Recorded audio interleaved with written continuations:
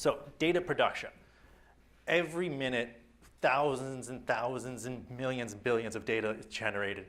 I used to have a fun slide that I would throw up there, the Internet Minute, but every time I put it up there, someone would point out that there was something wrong with it because it wasn't the most up-to-date. And that just illustrates how quickly the Internet Minute is changing. I can't even have a picture of the Internet Minute because it's constantly wrong. We're generating ridiculous volumes of data. And with that ridiculous amount of data comes the democratization of data. Another thing you might have heard of this called was self-service analytics. So we have lots and lots of data out there in lots and lots of people's hands. How many of you went to school for something data science related? Math, statistics? So a pretty good show of hands. How many of you didn't? The rest of you. Yeah, and you're still being asked to do stuff with data. You haven't been given any sort of formal tools to work with data and to live with data. And during the digital transformation, where everything's going to data, everything is becoming digital first. No one out there wants to make an analog shipping company or makes anything. It's always revolutionizing the supply chain through digital or revolutionizing healthcare through digital. We're just going to keep getting worse. And we've made this problem as a society. We've given people lots and lots of tools to get to data, but we haven't addressed the problem of the people still need to know what to do with the data.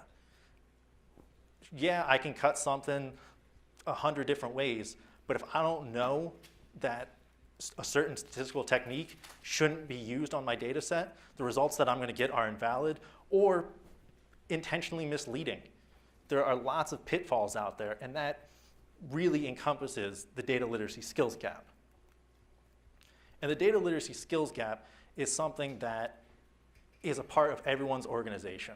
You all have that person that you know that when you send them their graphs, they're not going to believe you.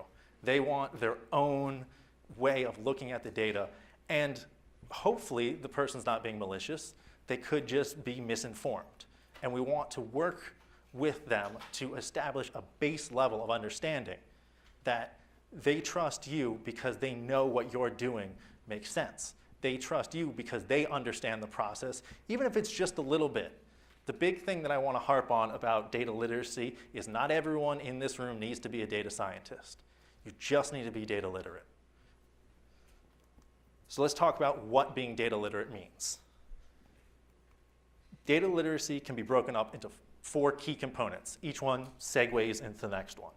So the first one is the ability to read data. It's as simple as it sounds. You can look at a set of data and understand it. From there, it's the ability to work with data. So working with data is, it encompasses reading, but it also, maybe you're doing some charts, some analysis, you're graphing some things, or who knows, maybe you're making advanced statistical models. Everything is a spectrum. Next part is to analyze the data.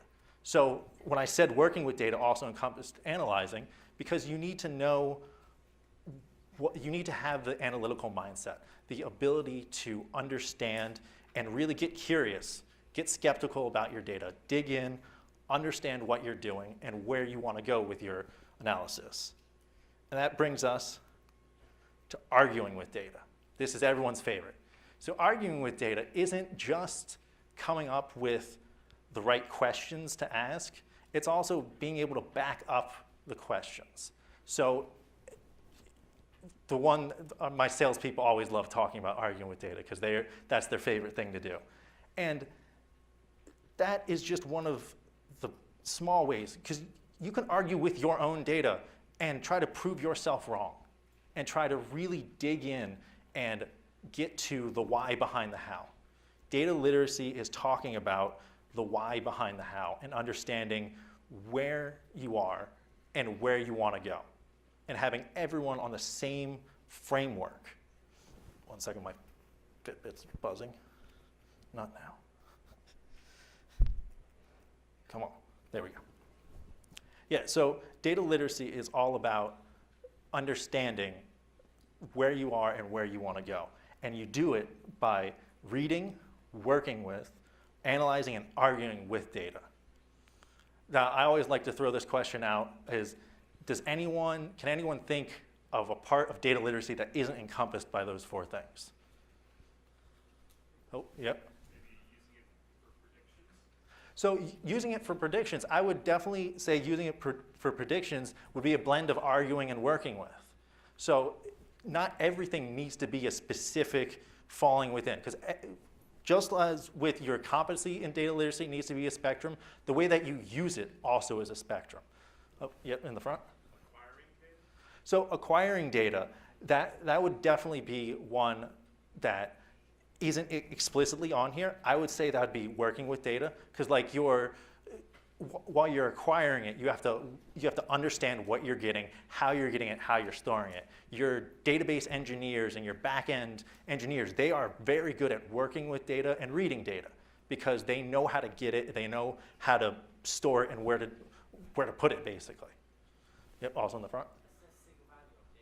So, yeah, so assessing the value of data, that is a great example of arguing with data, because you are literally saying, are you worthless? You are going to question the very veracity of that data and really try to make sure that it's quality data, because most of the data out there that people start out with isn't very good. You have to really ask the right questions. So you're arguing with other people with your data as well as arguing with your data, as in your data is the enemy. It's multifaceted. And also in the front. So ethics and privacy. Yeah, that would actually be one, and you are the first person to ever give me one that I would say doesn't actually fall within the 4. Yes, give him a round of applause. Oh, I accidentally advanced the slide. Give him a round of applause. So yeah, ethics and privacy isn't really encompassed in these 4 parts. I guess you could, if you wanted to act like we were all on the same page, say that would be arguing with it, because you're going to ask, are you ethical data? But it's not necessarily, you'd have to really expand the definition to work with it. It could fall under reading the data if you want to understand it and look at it and say, what is this data saying? Is it moral, or the way that we're doing it, does it make sense to our societal norms? So it could fall under reading and arguing with a little bit, but yeah, that would definitely be one that I'll make sure to put some notes for next time. Thank you. So let's talk about data literacy adoption and culture. Because I've told you data literacy is important. I've told you everyone in your company needs to have it, but I've given you no tools whatsoever on how to do it. So that's the normal presentation. Thank you, everyone. No. No. So data literacy roadmap. We like to take a bit of an iterative approach to it. We want to have constant and clear communication, and the goal is to create an evolution in the culture. It's not to make a massive culture change, it's to make small iterative changes to the culture, as well as use focused training. So the first step that we usually like to talk about is having a clear planning and vision. So what that means is having the right people in the right place to start with this. Usually that means starting from the top down. The goal is to have your management or leadership drive this and find the need for this. But it doesn't have to be specifically the C-suite or anyone. You can start a data literacy initiative if you want to, because it's really up to you where you want to start with this. But once you start, it's extremely important that you have very clear communication. You want to have a baseline that's given to everyone within the company. Personally, we've been rolling this out internally within Qlik. We've been using our own process, and the first thing that happened was the CEO sent out an email to everyone in the company saying, we're starting this data literacy initiative. This is why we're doing it. We want to see the value behind our data. We want to get everyone on board. And not everyone was going to be involved in the initiative at the start. We were just making sure everyone had heard about it, because no one likes being blindsided by, hey, there's this mandatory training you have to do. That's never going to go over well. and I work in training. It's, oh my God, it's not fun to just be like, oh, it's mandatory training. You want to create the opportunity for people to be interested in it, for people to buy in and to jump on board. So the next part is workforce assessment. You can't figure out where you're going without understanding where you are now. So for workforce assessment, it can be something as simple as, hey, take this 7-question skills assessment. We actually, I think it's 10 questions is a skills assessment that we offer for people to take, but it can be adapted to your particular company. And that's another thing that I want to harp on is organizations can do this differently. There is no one-size-fits-all because every organization's culture is different. Every organization's culture has its own specialness. And data literacy, while we are creating a data literate culture, the goal is not to replace your existing culture. It is to enhance your existing culture. So that's what leads us to culture learning.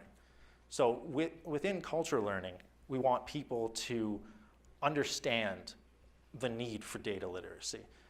All of you here are hopefully learning about the need for data literacy. We have a lot of problems that are being created by people that can just as easily be solved by people. We have a lot of data, but not a lot of skills. And we want people to understand where they are and where the company wants to go together.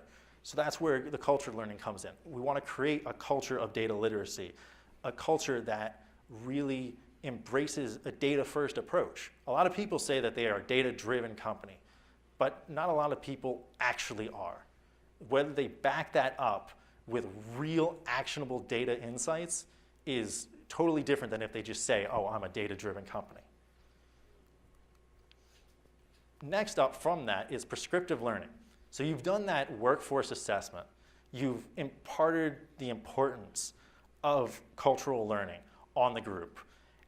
Now it's time to get into the nitty-gritty, to say, oh, our skills assessment said you are very, very good at, say, telling a story with data, and you should maybe go look into data acquisition techniques, just so that everyone is a jack of all trades of data, so that they can understand each individual part of the data process. You don't have to be an expert at everything, but you need to know what's possible and what's realistic within each realm.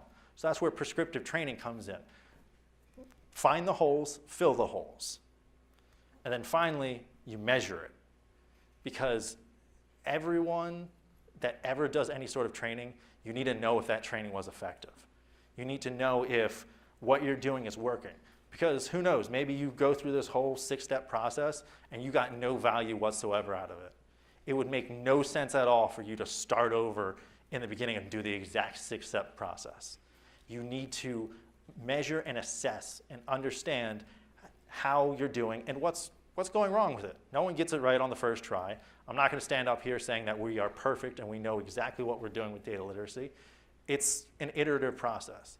I'm from the Philadelphia area, and if any of you follow the NBA, trust the process. You just have to trust the process because it will get better. It might not seem like it at first. You might have a bunch of failed initiatives along the way, but then everything comes together. We didn't land LeBron, but who knows? Maybe we'll do a little bit better next year. So I talked about a data literacy culture, and I'm going to throw up a few characteristics of a data literate culture. So the first one is data fluency. Data fluency is a little bit different than data literacy. Data fluency is just the ability to speak data. It's just the ability to be comfortable with your data and talk about it and use it. Next up, analytical skills. Analytical skills are different from statistical methodologies, and there's a key reason why you can see they're different, because they're separate bullet points. And you just used analytical skills to figure out that they're separate bullet points. Yeah, so analytical skills it's not just running regression models or doing neural networks. It's being curious. the way I always used to describe it to colleagues at my former job is it's being fearless. I don't care if I failed 1,000 times, because the 1,001st time, I'll know 1,000 ways not to do it. And being analytical is understanding that you are approaching a problem and you break it down. You think about every way that you've done it before, or every way that hasn't worked for X, Y, and Z reason, and you digest it. You understand it, and you attack it again, differently this time. Doing the same thing over and over again and expecting the same result, that's insanity. Doing the same thing over and over again and writing it down, that's science. The next part is statistical methodologies. A data literate culture needs some data scientists in it. You need someone that can be the people that say, oh, this model is, you are using the correct model. You are using the correct analysis type. Because the thing that I always tell people about statistics is learning statistics is 90% knowing what not to do. Knowing when you shouldn't run this analysis because you've got a lot of zeros in your data, or oh, you've got a lot of nulls, let's make sure that we approach it this way, or this data is not normal in the slightest, let me make sure that I don't apply just simple linear regression. Knowing how to do statistical methodologies is important, and every group needs some part of it. I'll jump ahead to mentoring and say mentoring and statistical methodologies go hand in hand, because you have your data scientists, your statisticians, and they can serve a much bigger role if they take the approach of mentoring other people and sharing the knowledge. You want to have everyone be interconnected as a group, as a culture. One interesting part that I had heard about mentoring, and I've only heard about it in concept, I've never run across it, is the idea of reverse mentoring. So what reverse mentoring is, low-level, like new hires working with senior managers or C-suite executives on how to use technology. Because the C-suite executives, they might have problems using their email. They might have problems doing Word, and reverse mentoring gets that connection built. It gets people working together because everyone has something to share. No one contributes no value to a company.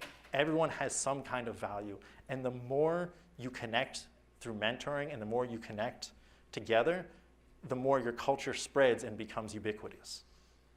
So another cool part about having a good data literacy culture is having effective visuals. Visualizations are the way you tell stories with data. You can't throw a table of 1,000 rows in front of someone and be like, yeah, so you see what I see? No, it's never gonna work. You want to give effective visualizations and effective ways of telling a story. If any of you were in here for the previous talk before mine, it was all about effective storytelling. Storytelling is very powerful to convince someone and to get them on your side, or to criticize yourself. The more you use visualizations, the better everyone is with data literacy and with data in general.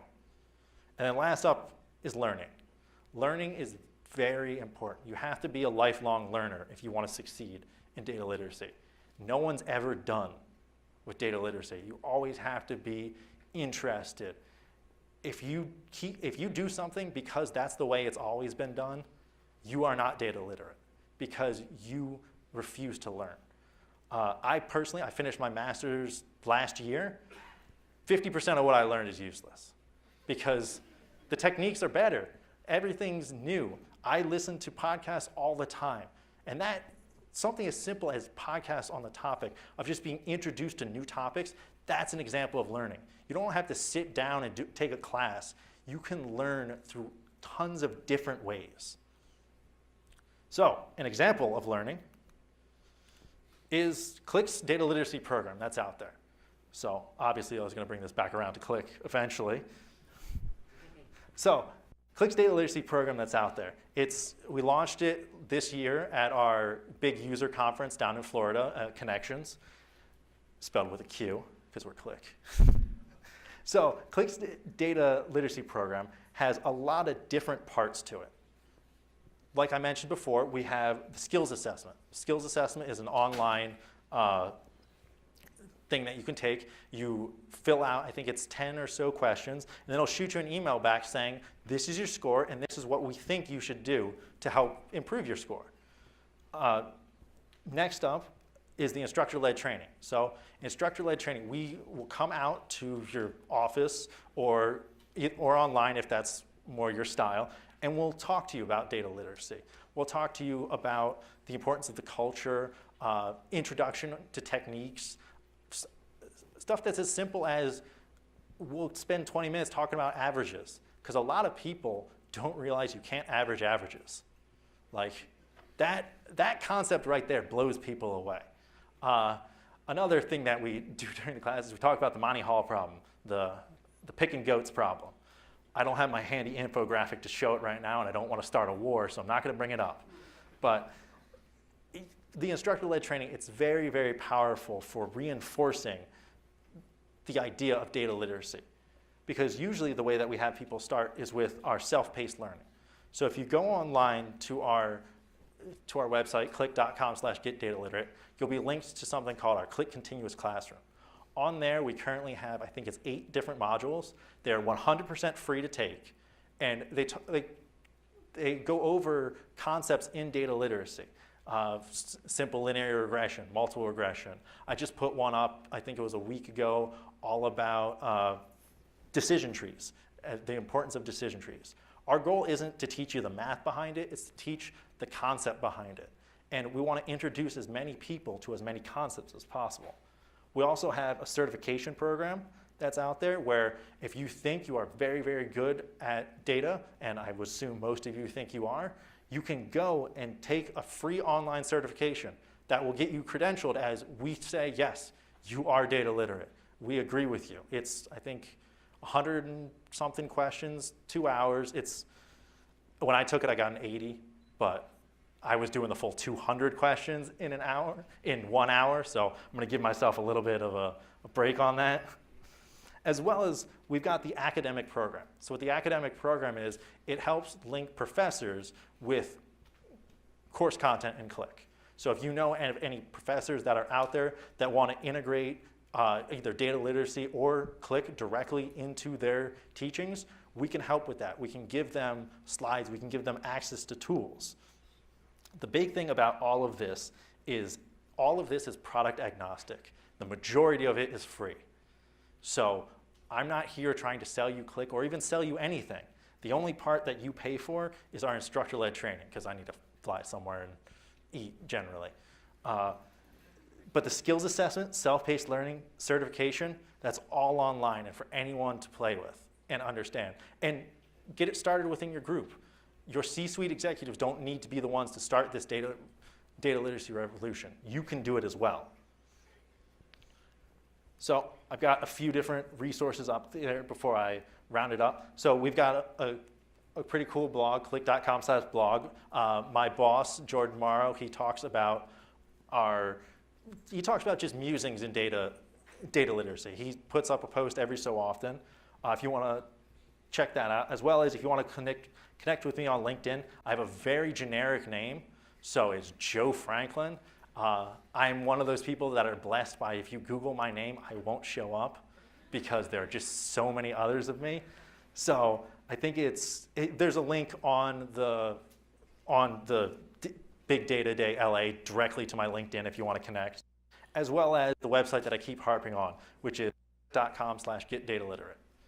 That has all of our current up-to-date information. We are pushing out new modules as quick as we can make them. So when I told you there are 7 modules, I'm probably wrong, and there's probably 8.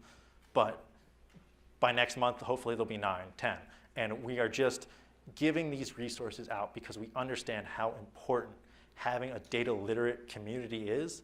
Because if everyone's data literate, everyone's job gets a heck of a lot easier.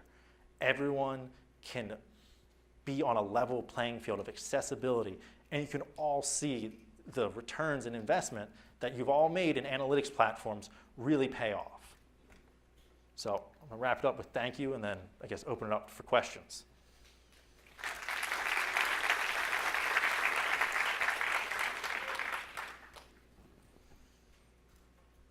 Oh, in the front. Just a simple question. Why you cannot average of average? Well, you can average averages if you're averaging correctly.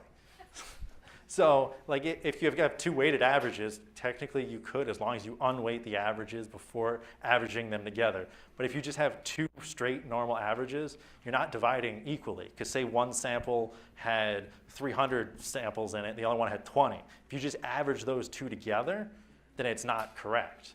But if for some reason you have exactly the same correct amount, it could be possible to do it, but it's really not a good idea. In the back.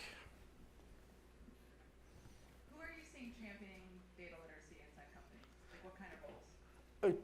Everyone. Because the way that we like to target it for rollout is we've targeted like the CTOs. Those are obviously the people that we want in charge of rolling it out. But just because you might not be a CTO doesn't mean you can't be the one that champions data literacy. If you start small within your group and say, hey, everyone, just check out these videos. Let's maybe have a talk about it, have a brown bag lunch about it. And if it takes off within your group and your group starts doing better and you have a good culture outside of the group, other people are going to want to know what's the secret sauce. And you can grow it organically from the bottom up or prescribed from the top down. There really isn't a, this is the way you have to do it. There's just different ways of accomplishing the goal.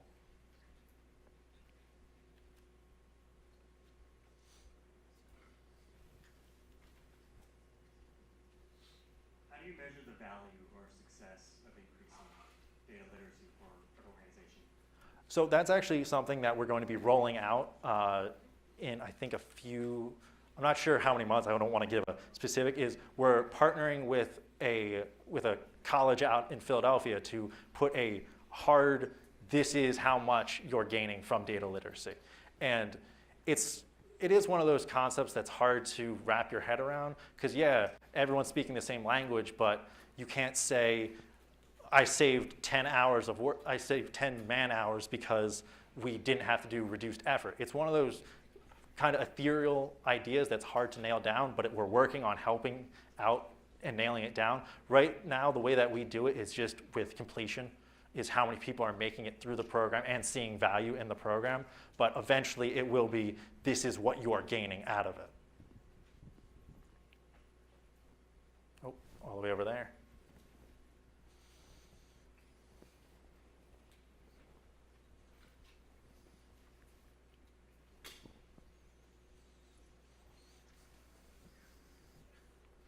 Given your kind of shocking statistic about how like 16 to 24-year-olds are also fairly data literate, do you, and by you I mean either you personally or Qlik, have you sort of come up with ideas or techniques to sort of help promote data literacy among the very young students and stuff? Yeah, so that's actually the key area that we're targeting with our academic program, is to get it in colleges, get it in high schools, just areas for people to embrace the idea of data literacy.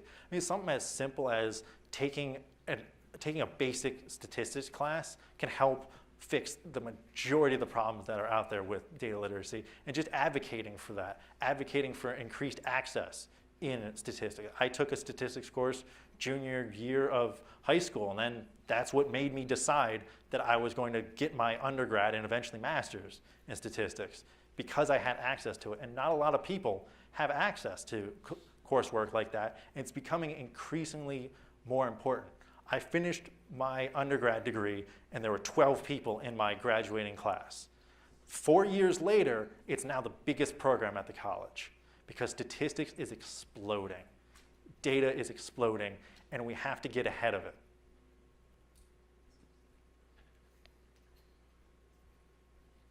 Anyone else? Any other questions? All right. Well, thank you very much.